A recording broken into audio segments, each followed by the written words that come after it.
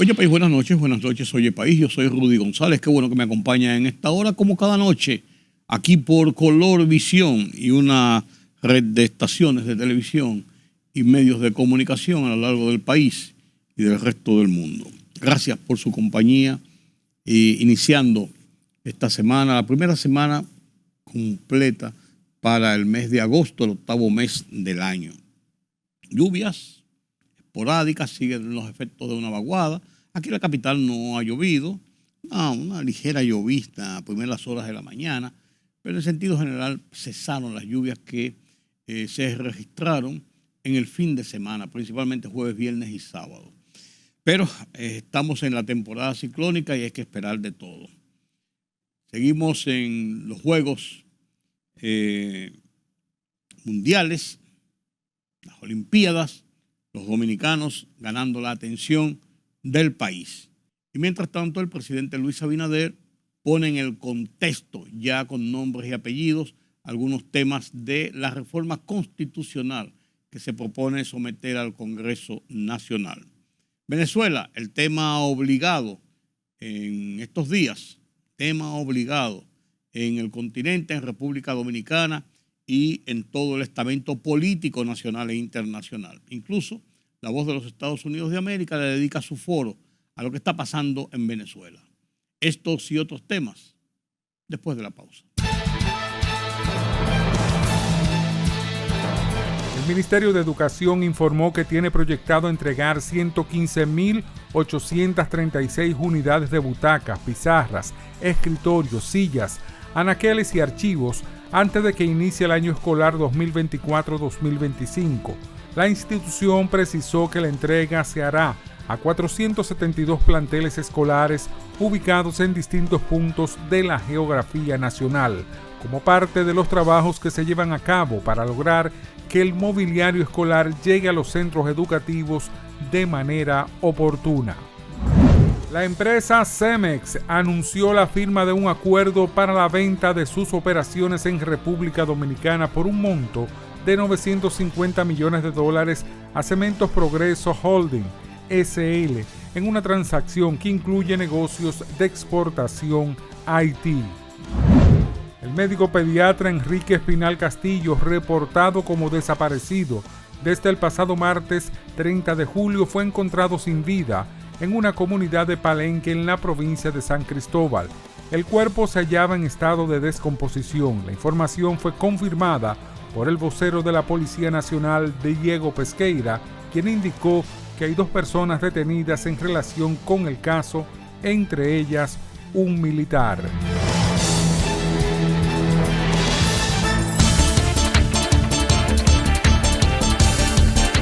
Los índices de los principales mercados bursátiles de Asia y Europa se desplomaron hoy tras ventas masivas de acciones por temores de que la economía estadounidense pudiera estar en peores condiciones de lo esperado.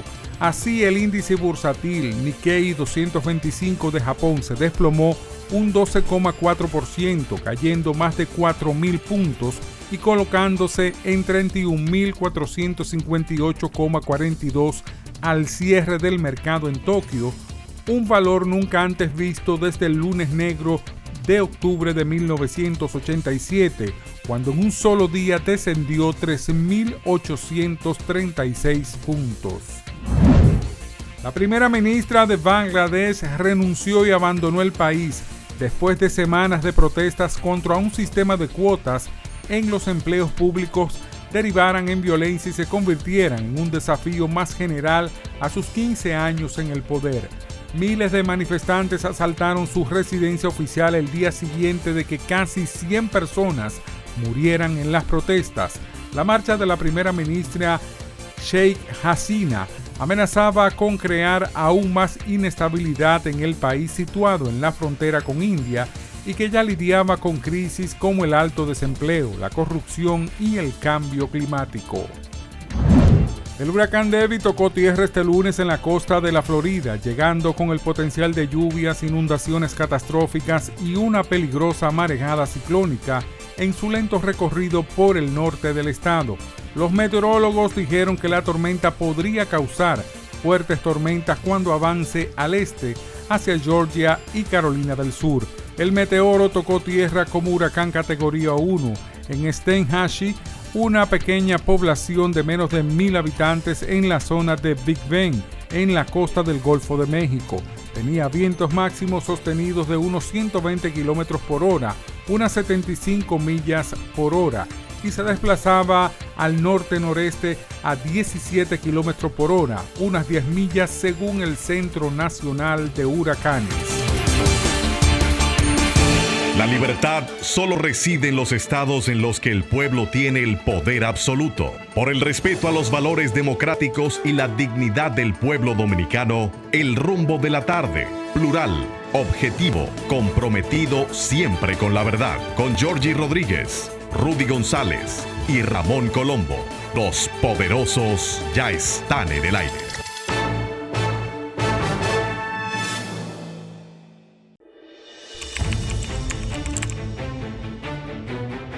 Periodismo de investigación, columnas, opinión, análisis, reportajes de fondo. Hora por hora, una completa plataforma multimedia. Periodismo con valor. Noticias horaporhora.com.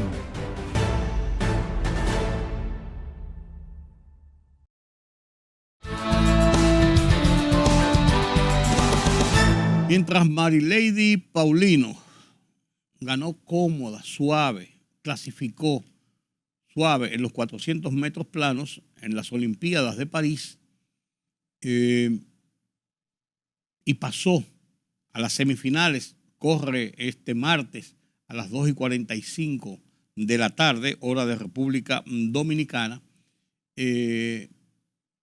Casi seguro una medalla para República Dominicana, posiblemente de oro también. Mientras Marilady cosecha estos triunfos, también dos dominicanos en boxeo cosecharon triunfos. Cristian Pinales, por un lado, y Junior Alcántara, por otro. Se quedaron con la medalla de bronce. Perdieron de uno de Kazajistán y Junior de un francés. Y no pudieron ganar el oro, se quedaron con la presea de bronce. Presea al fin. Y hemos estado dando buenas impresiones en las Olimpiadas.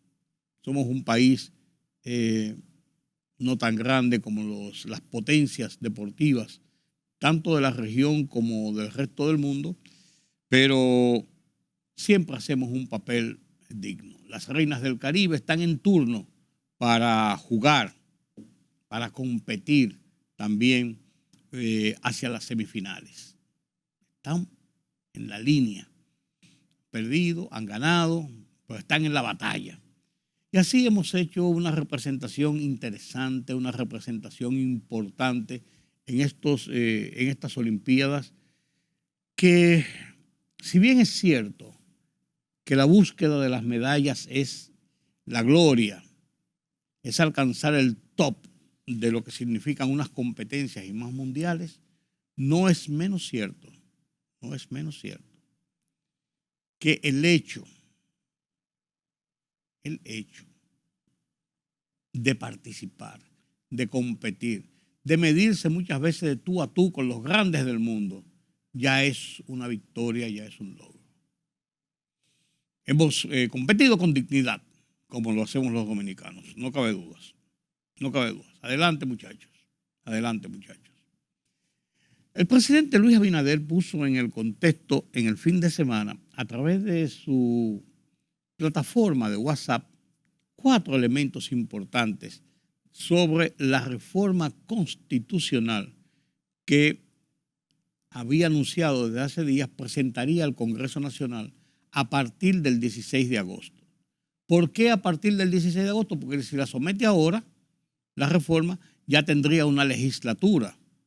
Entonces es mejor someterla el 16 de agosto, que comience con toda la holgura necesaria la ley de convocatoria a la constituyente y después de eso las reformas a aplicar en la ley que es aprobada.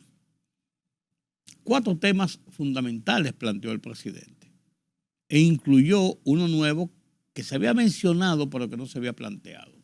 Los temas, en sentido general, son el tope del mandato presidencial, 2 periodos de 4 años consecutivos y para su casa, la conformación de un ministerio público independiente,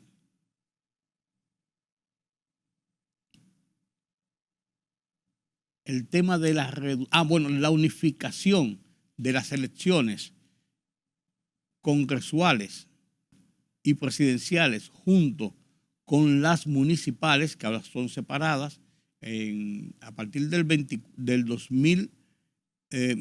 1994 y hasta la reforma constitucional del 2010, era en el intermedio de las presidenciales. Las presidenciales eran en el 2000, en el 2002 tocaban las municipales. Si las presidenciales fueron en el 2004, en el 2006 tocaron las presidenciales y así por el estilo hasta que la reforma decidió hacerla en un mismo año, en febrero las municipales y en mayo las presidenciales y congresuales juntas. Hay un sentido lógico y práctico de que cuesta mucho dinero, provoca muchas tensiones, nos depara un año de muchas movilizaciones y campaña electoral a propósito de dos elecciones en 6 meses, en 5 meses. 2 elecciones nacionales en 5 meses.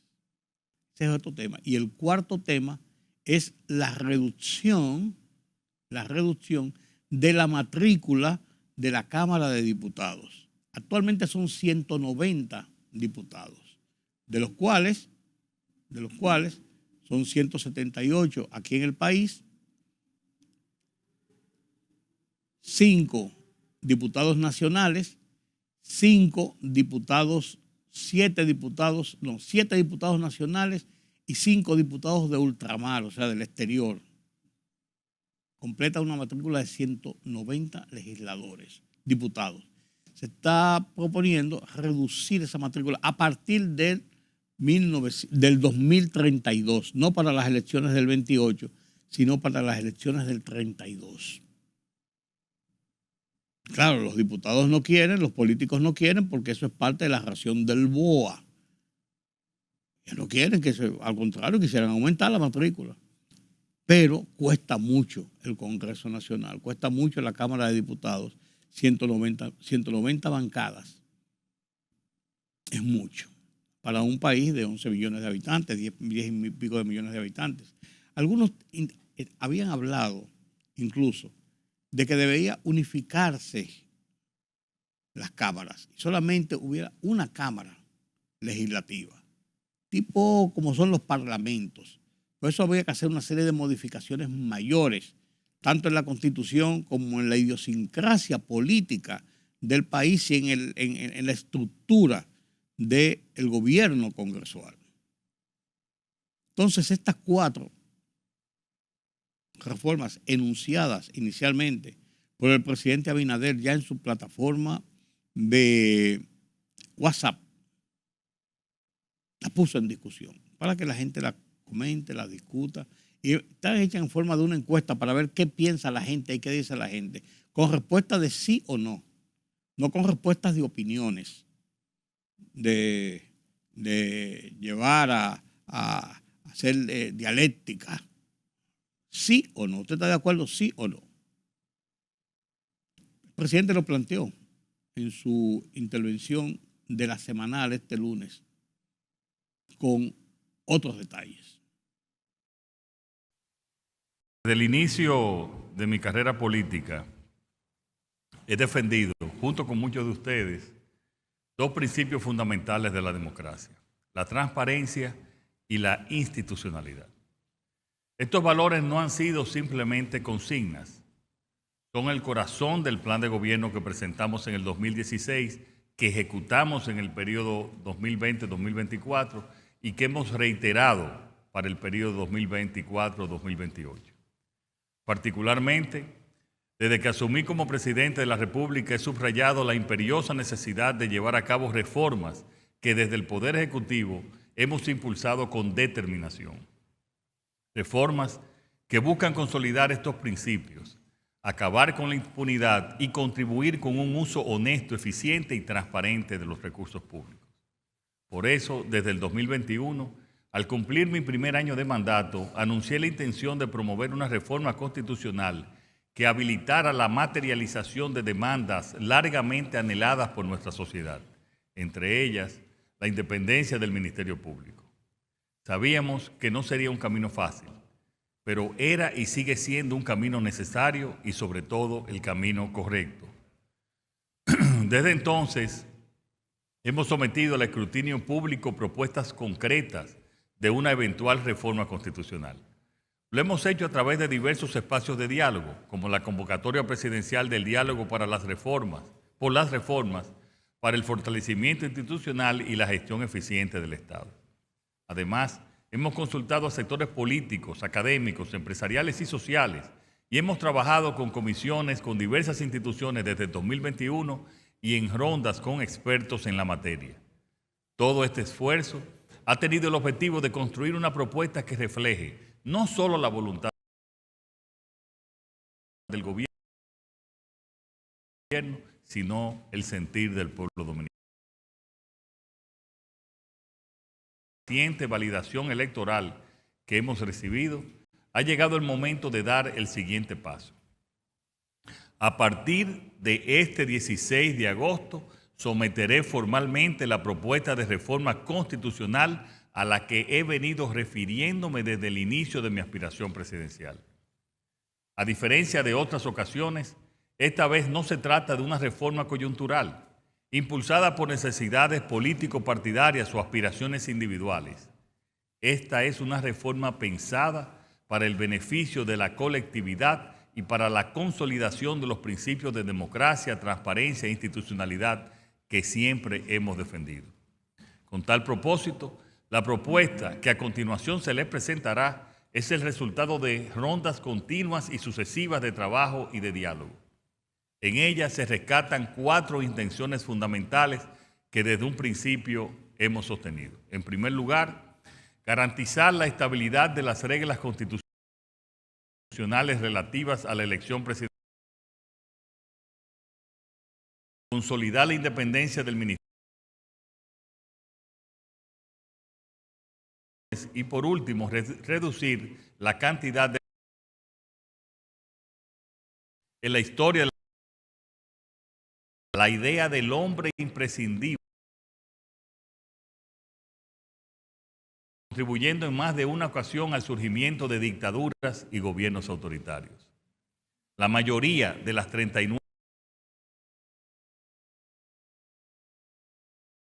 incluyeron la reelección presidencial. Hoy estamos en un momento histórico sin precedentes. Esta reforma constitucional, queridos amigos y amigas, será distinta. El poder ha decidido ponerse límites en favor de fortalecer. Esta reforma representa un cambio que simboliza el continuista que históricamente puso en riesgo la democracia dominicana. Hemos decidido apartar de la política futura la posibilidad de modificar la Constitución una y otra vez en beneficio propio para permitir al presidente de turno mantenerse en el poder. Los vaivenes de nuestra historia han demostrado que la regla constitucional actual, que establece la posibilidad de servir por 2 periodos consecutivos y nunca más, es la adecuada a nuestra realidad política del momento. La alternancia es uno de los fundamentos de la democracia. Con esta decisión, nuestro país dará un paso firme hacia la consolidación de un sistema democrático donde las instituciones sean más fuertes que los individuos y donde el poder sea una responsabilidad y no un privilegio personal. Esta pretende ser la última reforma en materia de reelección presidencial. En cuanto a la consolidación de un Ministerio Público independiente, debo recordar que desde que asumí como presidente designé una procuradora con independencia de criterio, solvencia moral y reconocimiento social porque estaba convencido de que eran condiciones imprescindibles para ocupar una función tan importante en nuestra democracia. Por eso es parte esencial de esta reforma incluir en la Constitución un mecanismo de elección de un ministerio público que consolide para siempre una institución que pueda ejercer sus funciones sin injerencias políticas y con total imparcialidad. Consolidar la autonomía del Ministerio Público es fundamental para asegurar que la justicia en nuestro país opere con transparencia y equidad y para erradicar la impunidad que ha debilitado nuestras instituciones en el pasado. La propuesta de unificar las elecciones municipales, congresuales y presidenciales en un mismo día responde, entre otras razones, a la necesidad de optimizar los recursos y fortalecer la eficiencia del proceso electoral en la República Dominicana. Esta medida permite una mejor administración del tiempo y del presupuesto asignado a los comicios, evitando la duplicación del gasto y de esfuerzos logísticos que genera la realización de varias elecciones en fechas diferentes y a la vez tan cercanas. Además, contribuye a reducir la fatiga electoral de la ciudadanía, facilitando una mayor participación al concentrar todos los procesos electorales en una sola jornada. Por otro lado, celebrar todas las elecciones en un mismo día también promueve una mayor coherencia en la toma de decisiones por parte del electorado, quien puede evaluar de manera integral las propuestas de los diferentes niveles de gobierno y así ejercer un voto más informado y congruente. Esta unificación fortalece la democracia al permitir que la voluntad popular se exprese de manera clara en un solo evento electoral, donde se eligen simultáneamente las autoridades locales, legislativas y ejecutivas. Y la propuesta de reducir la cantidad de diputados en el Congreso Nacional surge como una medida necesaria para fortalecer la eficiencia y representatividad del sistema legislativo. Actualmente, la composición del Congreso puede resultar en una burocracia extensa y en ocasiones poco ágil, dificultando la toma de decisiones rápidas y efectivas. Al reducir el número de diputados, se busca un Congreso más operativo, donde el debate sea más dinámico y la capacidad de generar consensos sea más efectiva, lo cual es fundamental en un contexto donde la ciudadanía demanda soluciones inmediatas y oportunas. Además, esta reforma contribuiría a un uso más eficiente de los recursos públicos. Un Congreso con menos diputados significa una reducción en los costos asociados al funcionamiento legislativo, permitiendo que estos fondos se redirijan a otras áreas prioritarias para el desarrollo nacional.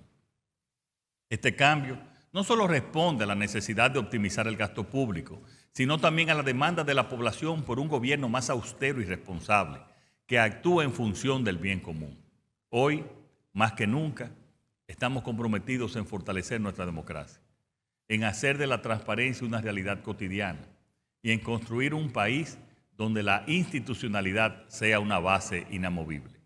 Les invito a todos a unirse en este esfuerzo, porque el futuro de nuestra nación depende de las decisiones que tomemos hoy. Muchas gracias.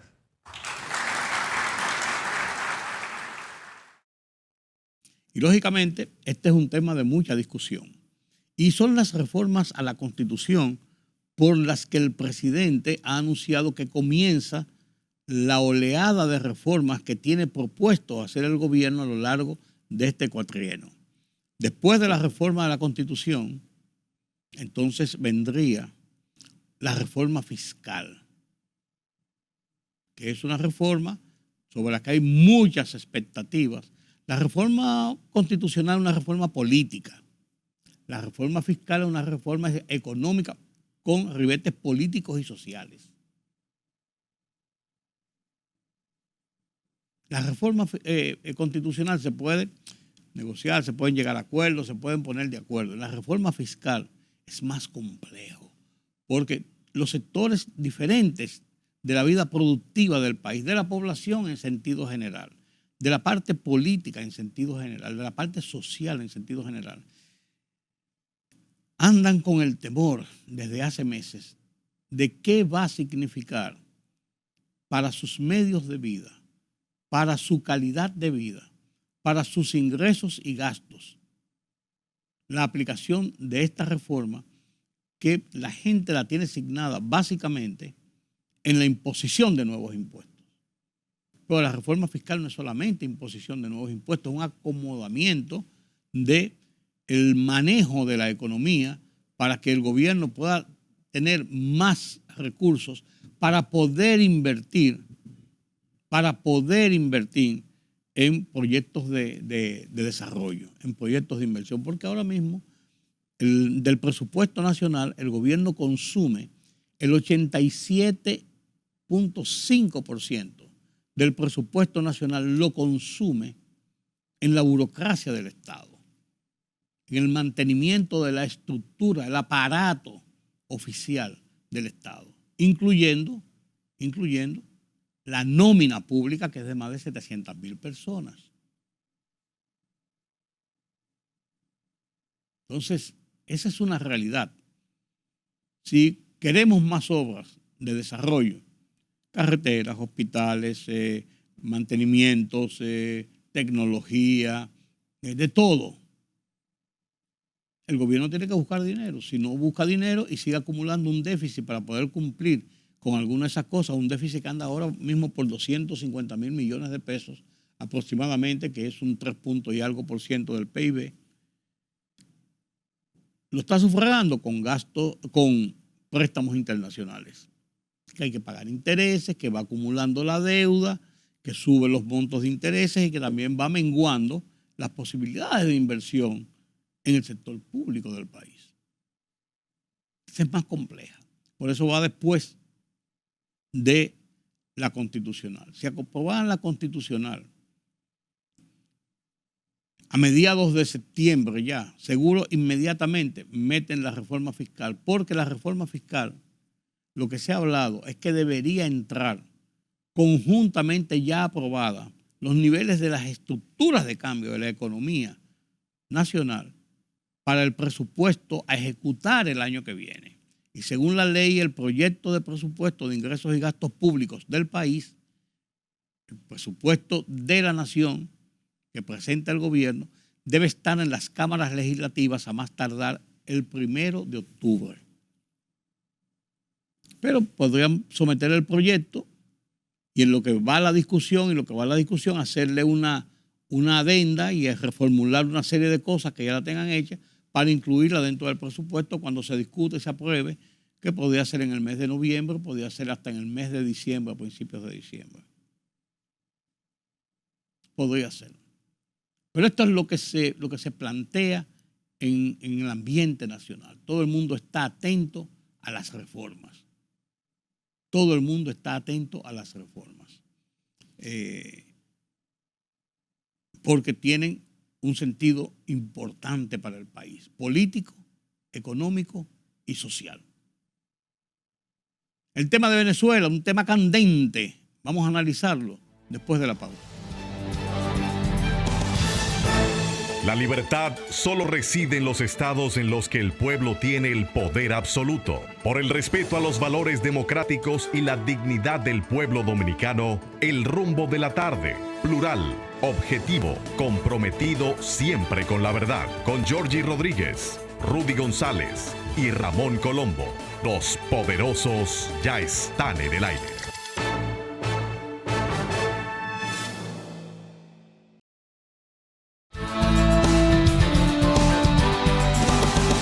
El sábado pasado, María Corina Machado encabezó una multitudinaria manifestación por las calles de Caracas y de cada una de las ciudades principales de toda Venezuela. Una manifestación en que demostró la fortaleza popular que tiene la oposición frente a los intentos del gobierno de Nicolás Maduro y el chavismo de perpetuarse en el poder. Y la exigencia es una: muestran las actas y vamos a cotejar las actas que ustedes dicen que tienen con las que tenemos nosotros, la gente de la oposición. Han comenzado a publicar actas incluso y están en las redes sociales y el gobierno les tumbó las redes sociales y la publican por aquí, hicieron copias y la estaban pegando en los postes de luz, en las paredes, a lo largo y al paso de esa manifestación y de esa concentración, de esa caminata por las calles de Caracas. La comunidad internacional sigue ahí con declaraciones, con buenas intenciones, pero su radio de acción es pobre ante la actitud de Maduro de no ceder a nada. Aunque gobiernos, presidentes, como el de Brasil, como Petro, el de Colombia, y como México, López Obrador, que son presidentes de tendencias de centroizquierda, para no ponerlo en la extrema completa, porque aquí no hay una lucha ideológica en América Latina, de centroizquierda que tienen más o menos algunas posiciones afines en este sentido liberal al presidente Maduro y al chavismo, han estado proponiendo unas alternativas de diálogo y de buscar fórmulas de acuerdo para desempantanar esta situación. El madurismo, que le ha dado resultados ya en 2 ocasiones, en que ha hecho sus trompillas, en 2 ocasiones se ha mantenido en el poder, lleva 11 años en el poder. El madurismo, el chavismo lleva 25 años y Maduro heredó a Chávez cuando murió. Ellos están haciendo lo posible por no ceder a ninguna negociación ni a nada y a quedarse en el poder, porque ellos dicen que ganaron las elecciones y punto. Y tienen el control del país, en cierto modo, con las Fuerzas Armadas, el Consejo Nacional Electoral, la justicia, todos los organismos, el Parlamento, todos los organismos de poder de Venezuela están controlados por el chavismo y el madurismo. Entonces se está tratando de lograr acuerdos. La manifestación del sábado fue dura,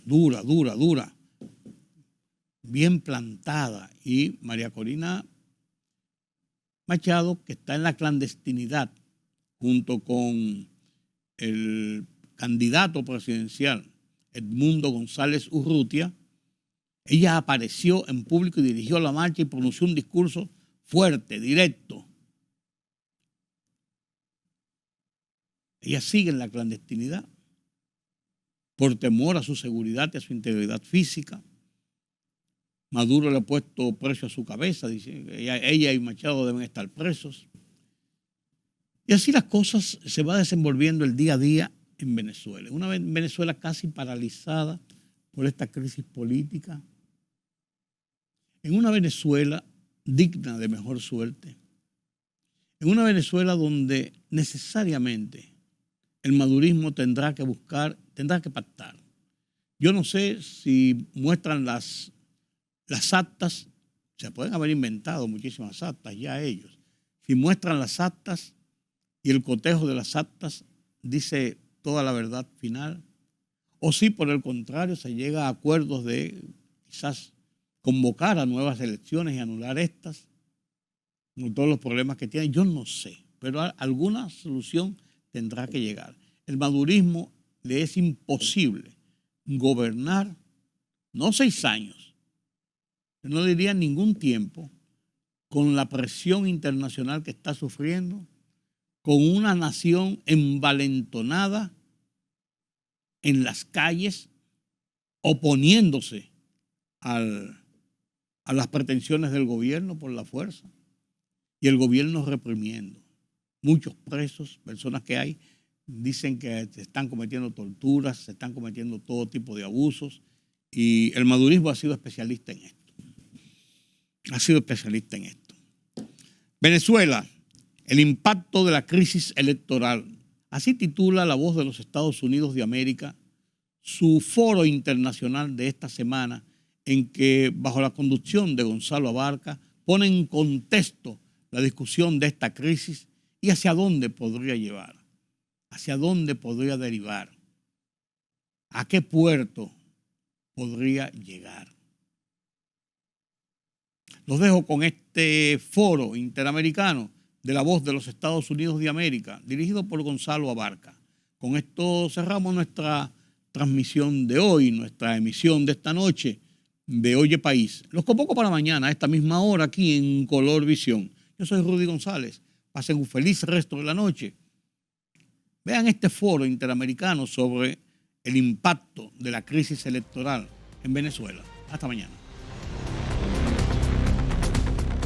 Y en Venezuela continúan los disturbios callejeros entre simpatizantes de la oposición y fuerzas gubernamentales luego de los resultados de las polémicas elecciones del domingo 28 de julio, cuando el Consejo Nacional Electoral declaró ganador al presidente Nicolás Maduro para un tercer mandato. El mandatario, que se enfrenta en buena parte de la opinión pública internacional con llamados de transparencia en los resultados, pidió al Tribunal Supremo un peritaje de las elecciones. La oposición, sin embargo, asegura tener las pruebas del triunfo del aspirante Edmundo González Urrutia con 70% de los votos, pero todos los poderes públicos del país han respaldado a Maduro, quien ha amenazado con cárcel a quienes se rebelen o cometan actos de violencia en estas protestas que se realizan ahora mismo.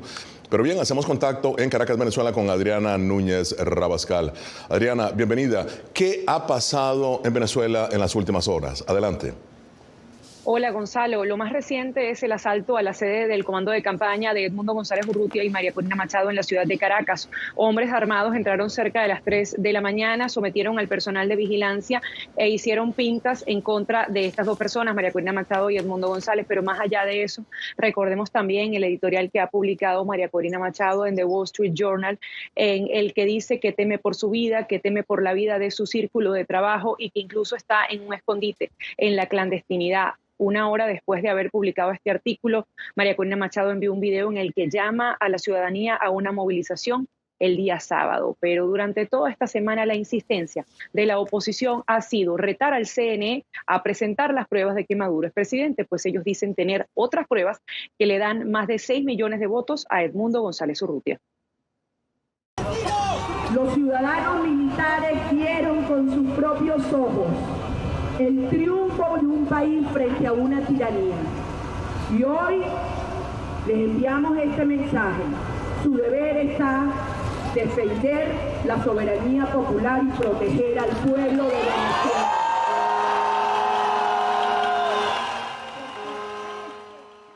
Mientras tanto, Nicolás Maduro aparece al menos 3 veces en la televisora del Estado, en la televisora venezolana de televisión, amenazando no solo a Edmundo González Urrutia y a María Corina Machado, sino también a todo aquel opositor que, de acuerdo con él, esté inmerso en actos vandálicos, terroristas o simplemente lo que él califica como actos desestabilizadores.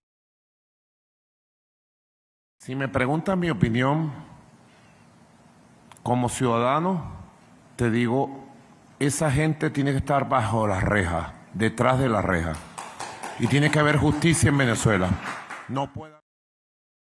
En una de esas tantas alocuciones que está dando desde el canal de Venezolana de Televisión, el canal de Venezuela, el canal oficial, ha dicho Maduro que tiene listas 2 cárceles de presos comunes para todos aquellos que están protestando. De acuerdo con el balance de la Fiscalía, van más de 1.000 detenidos en medio de las protestas, pero Nicolás Maduro dice que va por 1.000 más. En medio de esto, los familiares de esos ciudadanos que están detenidos están frente a las comisarías en Caracas exigiendo noticias de sus seres queridos, porque algunos advierten que ni siquiera se estaban manifestando, que simplemente estaban pasando por ese lugar y fueron arrestados arbitrariamente. Otros estaban protestando contra lo que califican como un fraude electoral, pero aún así la Constitución venezolana prevé el derecho a la manifestación. Yo me siento frustrada, impotencia lo que tengo, que más quisiera que me dieran a mi hermano e irme de este país. Como venezolana lo digo, quiero irme de este país. No aguanto más. Ya así no se puede, señores, no se puede. Yo quiero... Bueno, ese es el testimonio de una mujer que tiene 4 días sin ver a su hermano, cuyo hermano estaba escuchando los disparos que hacían las fuerzas de seguridad, decidió salir corriendo para escapar de la represión, de la violencia, y fue capturado por esas fuerzas del orden. Ahora, Adriana, ¿cómo pretende la oposición defender lo que considera es su victoria en las urnas? Allí el gran dilema que enfrenta en este momento la oposición, la encrucijada, porque a pesar de que ellos tienen copias de las actas que certifican los votos que le dan a Edmundo González Urrutia, está el camino de la institucionalidad. Ninguno de los poderes públicos del Estado les permite una vía para poder resolver esta crisis, porque sabemos Tribunal Supremo de Justicia, Consejo Nacional Electoral, Fiscalía, todos los poderes públicos del Estado están defendiendo a Nicolás Maduro y avalando todo lo que diga el Consejo Nacional Electoral. Así que es prácticamente un laberinto lo que hay en Venezuela en este momento. Muchísimas gracias, Adriana Núñez Rabascal, desde Caracas, Venezuela. Cuídate, por favor.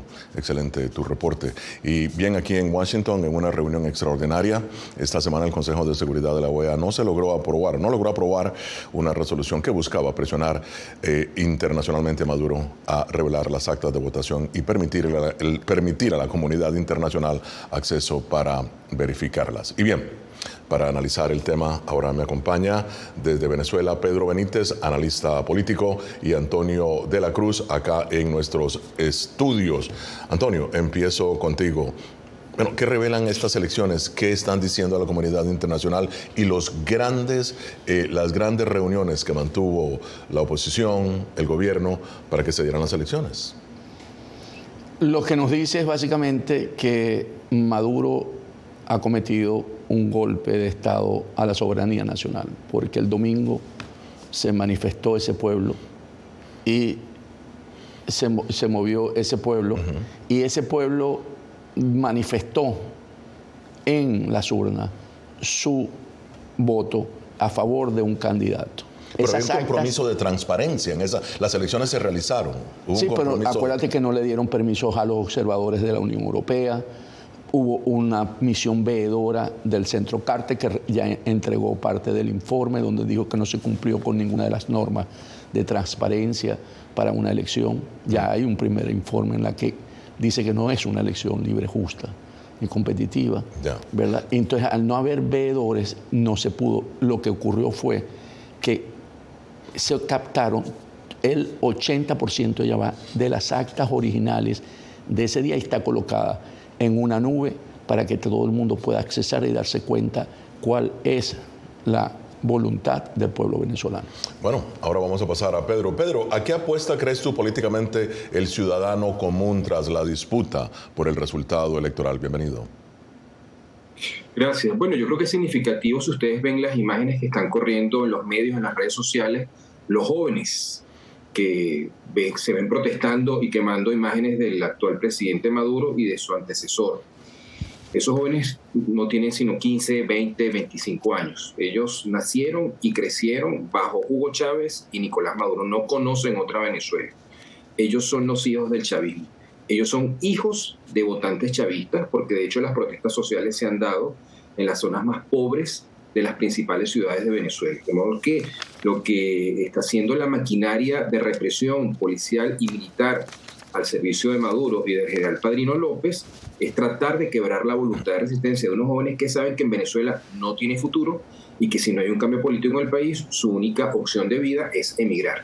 Ahora, permíteme acá, y voy a retomar lo que dijiste, de que hubo de que Maduro organismos internacionales, no han tenido acceso a estas actas. Sin embargo, el presidente Maduro ha dicho que hará un peritaje de estas actas. ¿Tu opinión? No, el presidente Maduro no ha dicho nunca que va a hacer un peritaje. El presidente Maduro lo que hizo fue, y dice que las tiene, pero no las muestra. El CNE no las muestra.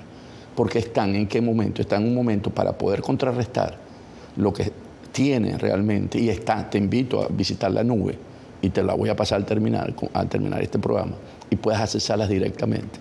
Es fabricando unas nuevas actas, porque como esto tiene un código QR y es electrónico, pues en Venezuela el sistema es electrónico, es muy difícil. Pero él dijo que dará a conocer las actas. Pero no las dan. ¿Cuántos días más necesita si el acto? Autorizó el peritaje, dice, habrá un peritaje. No es peritaje, él va al tribunal. Eso fue lo que dijo. Al tribunal para congelar la situación que hoy tiene, en la que no puede demostrar que él ganó. Y por lo tanto, al no tener cómo demostrar que él ganó, él está fabricando unas nuevas actas que se están haciendo en el CNE para llevar. Y en ese momento entonces sí, las tuyas contra las mías. Contra las de la oposición.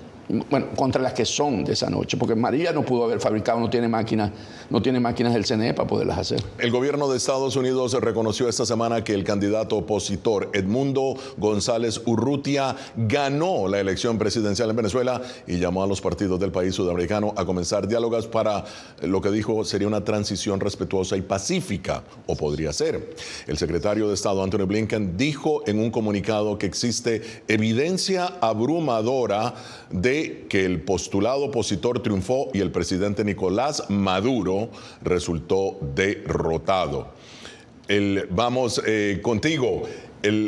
Fíjate, Pedro, en un comunicado Blinken destacó, dada la abrumadora evidencia, está claro para Estados Unidos y más importante aún para el pueblo venezolano que Edmundo González obtuvo la mayoría de los votos en las elecciones presidenciales. Pero es interesante, no llamó a González presidente electo. Bueno, ¿cómo interpretas todo esto? Bueno, es que según la Constitución venezolana, la transición, el traspaso de marzo tendría que ocurrir el 10 de enero del año 2025, porque Maduro convocó estas elecciones de una manera muy adelantada. Como que aquí la comunidad internacional está metido en un brete, en una situación muy difícil, porque el caso de México, Colombia y Brasil, ustedes seguramente conocen el comunicado que publicaron el día de ayer, países ideológicamente cercanos al chavismo, pues no quieren admitir la validez de las actas emitidas por la máquina del Consejo Nacional Electoral venezolano que exhiben el triunfo de Edmundo González, porque eso sería un Guaidó 2, ese es el temor que ellos tienen. Pero por otra parte, no pueden admitir que Maduro ganó, entonces no saben qué hacer. Y esta es la situación en la que están metidos los países de la región. Cómo enfrentarse a un gobierno que ha cruzado todas las líneas y ha quemado todas las naves, porque en Venezuela en este momento lo que hay es una dictadura militar, con una persona, con un civil a la cabeza que es Maduro. Ahora, en tu opinión, ¿cómo interpretas toda esta semántica, si se quiere? Reconoce, según él, Estados Unidos, que podría haber ganado las elecciones, pero no lo llama presidente electo. Porque no se puede nombrar presidente electo hasta que no cumpla el periodo Maduro, que se vence el 10 de enero de 2025, que es cuando asume el nuevo presidente. Y además tiene que ser reconocido por el órgano electoral de Venezuela para ser el presidente electo. Entonces, pero dice, se prepare, ya que no vamos a la semántica, a la transición. Correcto. Cuando tú hablas de transición es porque hay un cambio de gobierno. Yo no hago una transición solamente porque ganó alguien y por supuesto hay que hacer una transición para que llegue esa nueva persona que ellos están reconociendo a ocupar la posición de presidente, porque fueron unas elecciones presidenciales. Bueno, entonces, ¿qué ocurre? ¿Qué es lo que pasa ahorita en Venezuela? El régimen quiere que hablemos de fraude. No, lo dice Pedro también, es un golpe. Lo que a veces es una dictadura militar con un civil en la cabeza. En Venezuela hubo un golpe a la soberanía nacional. Cuando hablamos de golpe, te cambia la dimensión porque estás hablando de salvar la democracia en Venezuela. Y ese tiene el contexto y por eso se vuelve una situación internacional, porque estás hablando de una discusión de la defensa de la democracia, que es lo que hoy está planteado y por eso se habla de cómo hacer una negociación para ver cómo se hace la transición esa que está planteando el secretario Blinken. Pero ahora, Pedro, ¿quién crees tú va a terminar dirimiendo esta disputa en Venezuela? Los militares. Que los militares en este momento están a favor de Maduro. Es correcto, sí. No sabemos cuánto tiempo, porque un régimen no se puede sostener única y exclusivamente por la vía de la represión. Tiene varios pilares. Lo que ha ocurrido es que los restos de legitimidad que Maduro quería mostrar al resto del mundo mediante un proceso electoral que él pensó que iba a ganar porque él subestimó a la oposición, esto es fundamental entenderlo, pues se han venido abajo. El esquema de control social con asesoría de la dictadura castrista cubana terminó de colapsar, como expliqué en la primera parte. Hay una rebelión social precisamente contra el régimen de Maduro y hay una alternativa política. Es que el gran fracaso de la estrategia cubana en Venezuela pasó por evitar que existiera una alternativa política al régimen, que existiera una oposición organizada, que no existe en Cuba, que no existe en Nicaragua, bueno, en Venezuela existe. Tiene nombre y apellido, tiene rostro, encabezados por Edmundo González y María Corina Machado. Eso, por supuesto, le está creando ruido a la estructura militar de Maduro. Antonio, rápidamente, ¿qué papel entonces debe jugar Estados Unidos? Ya Pedro dijo que aquí quien puede resolver son los militares, Marina López. Pero ahora Estados Unidos, ¿cómo puede Estados Unidos resolver o ayudar a resolver esta crisis? Hay dos niveles para esta solución. La parte militar interna, que es la que lo sostiene, y es una cúpula de la parte militar, ¿verdad?, de las Fuerzas Armadas. En lo interno, porque ellos es lo que lo sostienen en este momento. Y externamente, Estados Unidos y los países, la comunidad internacional, en una negociación que le permita salidas a Maduro en términos de que él quiere amnistía sobre los cargos que él tiene aquí ¿verdad?, en los juicios para poder sentirse seguro si tiene que abandonar el país. Quiere amnistía, quieren que le reconozcan la Asamblea Nacional, que no es reconocida del 2020, la que preside Jorge Rodríguez, porque aquí se reconoce la de 2015, la de que estuvo, ¿verdad?, la última, y Estados Unidos sigue reconociendo a esa Asamblea Nacional. Entonces hay que buscar caminos a través de Lula, de Petro, de cómo llegar a un acuerdo para poder hacer esa transición y que ellos gocen de garantía. María Corina Machado ha sostenido conjuntamente con Edmundo González Urrutia que pueda haber garantías en una negociación para que Venezuela tenga un proceso de transición democrático y pacífico, porque lo que están generando es una violencia que a la final podía ser un derrame de sangre, que fue lo que él planteó. Bueno, Maduro planteó, pero es producido por él en este momento porque la gente no quiere salir de esa manera. Bien, Pedro, Colombia y Brasil, ¿cómo explicar las posturas de Colombia y Brasil frente al voto de abstención en la OEA, al Consejo Nacional, ¿no?, Electoral, para que revele las actas? Adelante.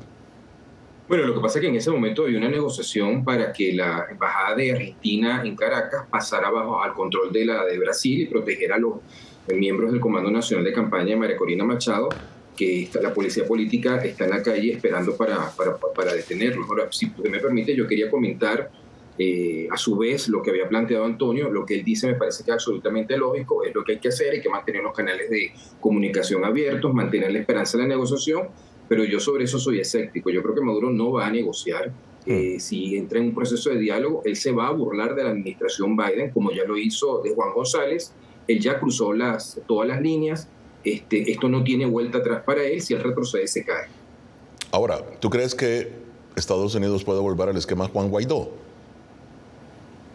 El esquema Juan Guaidó es darle las garantías a Maduro para conseguir que el proceso en Venezuela de las elecciones se diera. Y después, en el momento en que tenía que reconocer que la candidata de la primaria era la candidata para la presidencial, que fue María Corina Machado, no cumplió con sus palabras. Acuérdate que aquí hay un acuerdo firmado y un acuerdo de verbal.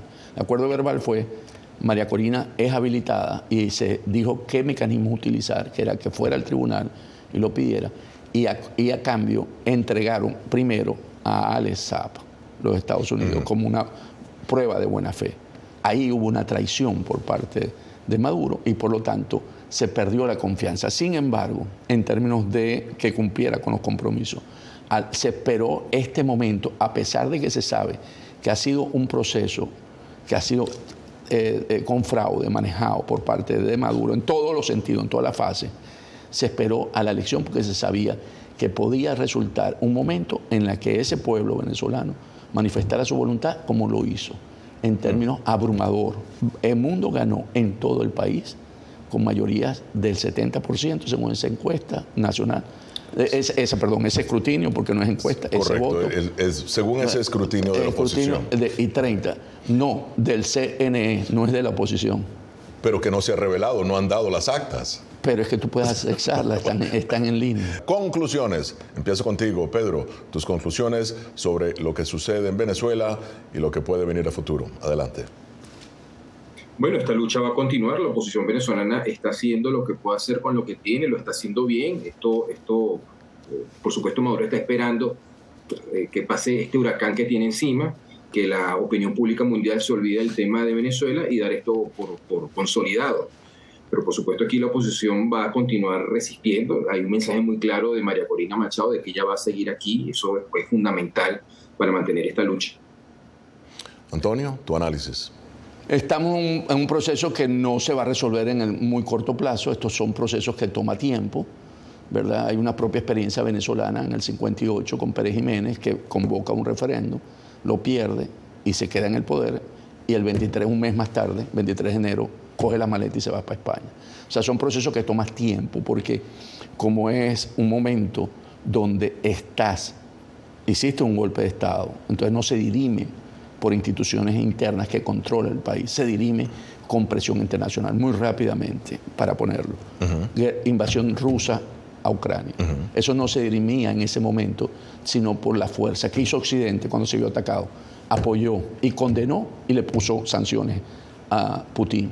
Entonces, porque en ese momento tú elevas, no es sencillo. Y ahora está buscando un acuerdo para poder llegar a las partes y no seguir, porque ninguna de las dos fuerzas puede someter a la otra. En Venezuela, con la voluntad soberana que hay ahorita, Maduro no va a poder someter a ese país. Ese es un país que tomó la decisión de cambiar, porque esas actas no las obtuvo María Corina solamente por ella, sino porque estaban de acuerdo los miembros del PSUV, del partido de Maduro, y los otros miembros de podérselas facilitar.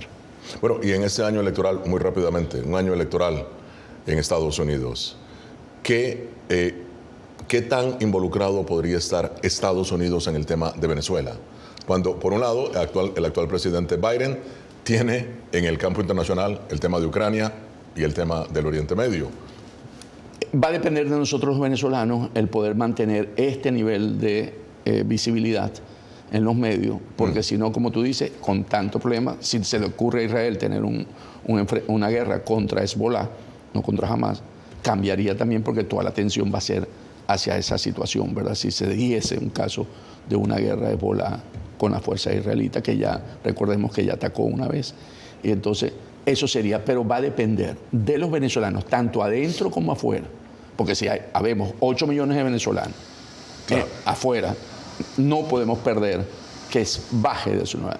Yo llamo eso el efecto Hamas. Hamas el 7 de octubre eran los terribles, los terroristas. El 7 de diciembre era Israel. ¿Y cómo se logró?